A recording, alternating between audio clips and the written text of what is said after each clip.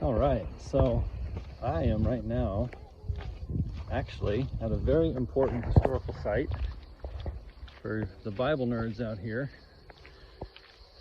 Right now I'm in Philippi, and you are presently overlooking the Basilica and the Roman Forum. Basilica B, technically, I guess, that one over there. But the Roman Forum would have been where Paul and Silas, when they made it to Philippi, shortly after Lydia's conversion, they were looking for a place of prayer, because I believe Lydia invites them to their home in Acts chapter 16.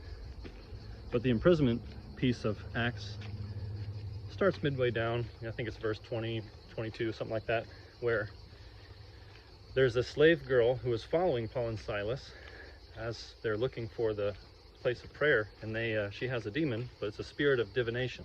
So her owners had been using her to make a profit and get rich off of her divination, basically. There's the forum behind me. But when the verse says Paul gets annoyed that she keeps following her and just yelling to people that these are slaves of the Most High God and they're here to preach to you the way of salvation. Paul eventually gets annoyed and he casts the demon out of her. And her owners don't like that, because that means that she doesn't have the spirit of divination anymore, which means they can't take advantage of her and make money. And so in response, they complain to the city, the owners, and have Paul and Silas publicly flogged. I don't know if how well you can see that here, but they were publicly flogged and then imprisoned.